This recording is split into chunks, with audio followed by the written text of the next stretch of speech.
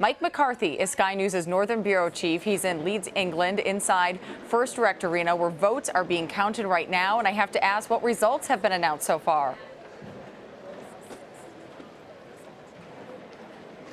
Well, in terms of what's happening here in Leeds, nothing at the moment. The first of the local counts that are going to be fed into this hub, we're expecting about 2:30. As for the city of Leeds itself in Yorkshire, of course, we're not expected to get those results until something like 6 or 7 o'clock in the morning local time. So it's going to be a long night here. This is a typical count, typical of many hundreds of counts taking place across the United Kingdom. And as you say, this is a vote that has been very divisive in terms of its impact on the general psyche of the United Kingdom, with the vote right up until the last minute looking almost 50-50 split. As you say, the latest polls that we have suggest that the people who have voted to remain inside the European Union have perhaps edged ahead. Certainly some very senior politicians here in the UK are, if not conceding that they have lost the vote on the Leave side, suggesting that they feel it may be not the greatest of nights for them.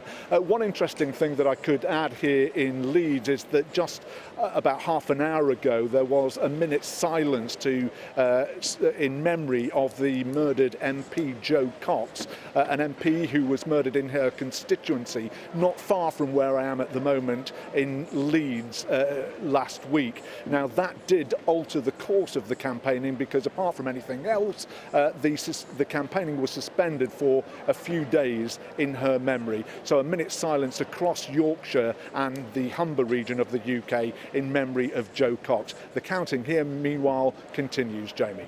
I have to ask, we saw some pictures earlier from Britain just showing how bad the weather was. How strong was voter turnout today?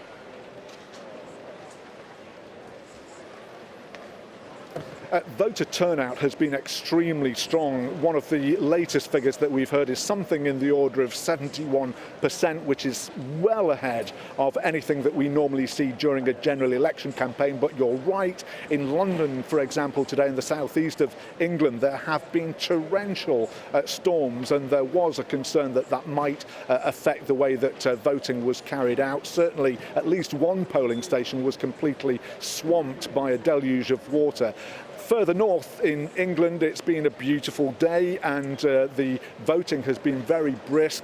I've been told, for example, that at the polling stations first thing this morning at 7 o'clock, there were queues of people waiting to vote. That's not what we normally get here in a general election, so that gives you some indication of just how enthusiastic the United Kingdom electorate is about this particular referendum. We'll see how things turn out in a little bit. Mike McCarthy in Leeds, England, thanks so much.